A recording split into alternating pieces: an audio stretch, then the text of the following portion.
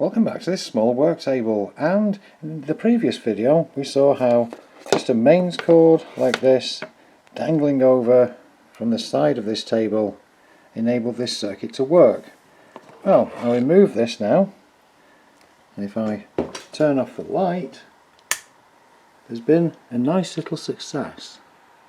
Let's see if we can get it. There we go, flashing.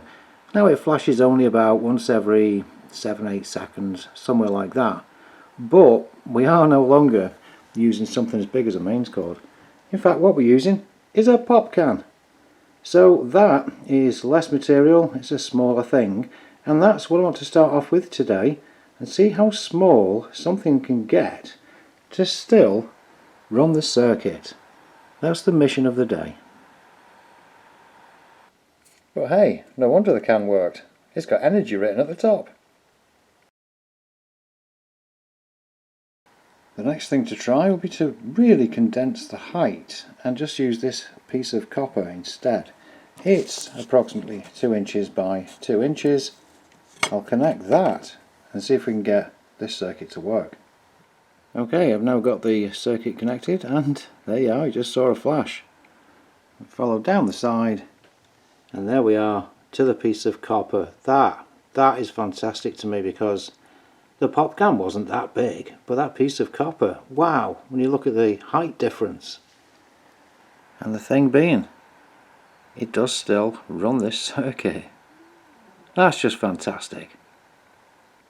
So, next along, I was thinking, well, folks might not have a chunk of copper like that, even the 2 inches by 2 inches, but you've probably got aluminium foil in your kitchen. So I have no idea if this is going to work now, but that's what I've done. I've got a piece and I've gone and folded it and folded it and folded it to make this, which is much smaller. I would say it's about 1.5 inches by 1 inch, something like that. And I'll see if this will actually make it work. If it does, well, that's pretty much a free collector then, isn't it, on the ground side? Let's have a look. Right, you might have just seen that flash then. Over to the left is the plate of copper, and we'll just wait for it again. There we go. Connected to, yes, the piece of aluminium. So now when you compare that to the can, we're really cruising. I've also had a message from a subscriber, and I'll be trying his idea out next and see if we can get something that's even smaller than that piece of aluminium, and see if we can get that to work instead. Here's a very interesting comment from Richard Z. Let me zoom in some. This is where he says, instead of using a long wire as a pickup antenna element, try using the coil in a regular house clock. The thin wire is long enough, but it must be an air core. Remove the bobbin from the starter if possible. It's an old radio trick. Just hook one side of the air core coil to your circuit, and then it can be enclosed into a module. Which leads me on to this box, which I found in my electronic storage closet. And yes, that is real. I don't have a shed anymore, but I do have a place where I can put boxes of stuff. And in here, well, first of all, look at that. I found one of those pop coils, you know, from the laser saber jewel ringer days. So we'll definitely have to have a look at that and reuse that pop coil. I was delighted to find that. Also in this box here are a couple of relays. Now, the idea is, and following on from what Richard said, if I can take one of these apart and I can take the coil out, take the core out of it, maybe we've then got similar to the clock. And so maybe able to use that for the wire that he mentions. Well, also in the box were several other things, and these are like automotive relays. You could use those too, I would imagine, if this works. This one here has already got its case off, so that would be a good starting point to take the core from it. This is all messed up, but it's a lot of wire, and there's a possibility I could use some of it. This here is a lot of wire taken off it already, by the look of it. But it's got no core in the middle, so I might try that anyway. I say it's not got much wire on it. Most likely I'll focus on this one. The one end of this wire is already snapped, which is probably why I used the wire from it, but it did say just to connect one end, so it is worth trying. And you know, some of this reminds me of Double M Innovations. I've been watching some of his videos. They are really cool for showing energy collection. He uses a couple of really long wires in his yard and he's lighting bunches of LEDs. But what he also has is about a 7 to 10 ohm coil in line with each of his setups that are powering the LEDs. So I wonder if this sort of thing could be used in a similar way. Anyway, I'll solder to that thing and let's try it. Right, well, I've attached a little coil to this circuit. Getting absolutely nothing, unfortunately. It's attached by a 40 gauge wire. Oops, 40 AWG. Just sitting on the floor. I didn't think it would work, but it doesn't mean that none of them will work. There's not that much coil resistance going on. So, what I'm going to do is I'm going to try and take the core out of this one.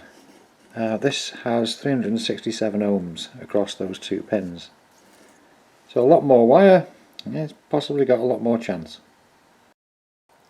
I've just seen something happen and this is really pretty cool. It's a very slow flash rate. Let's see if it does it now. It's about once every 30 seconds or something like this, but when you see what it's attached to, it might make it worthwhile. There we go, flashed. Right, so 40 gauge wire, and there we are. It's that coil I showed before where I measured 300 and odd ohms resistance. I simply soldered to one leg and sat it on the ground. And as I say, it doesn't do a great deal. It does work though. So there we are, flashed again.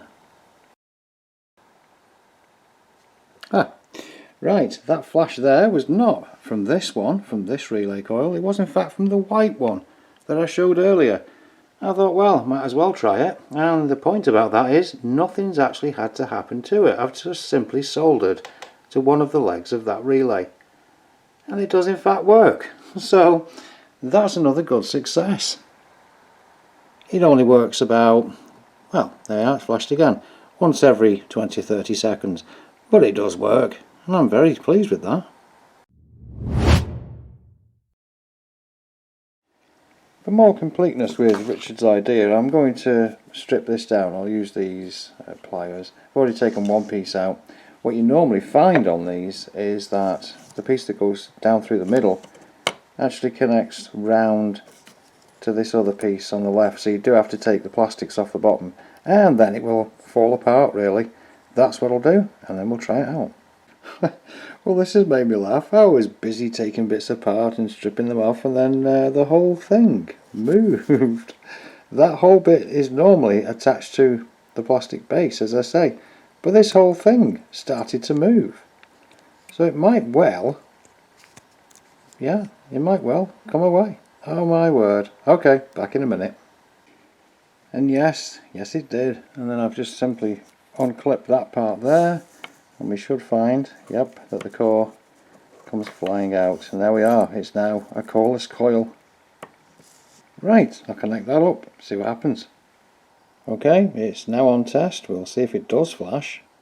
And as you can see, there's no core there, just the coil on the floor.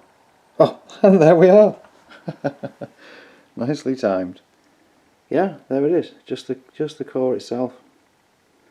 That is fantastic, and that is the smallest thing so far in these experiments to run the circuit. So thanks very much there, Richard, for that suggestion. That worked out. I was really surprised. And thanks very much everyone for watching. See you next time.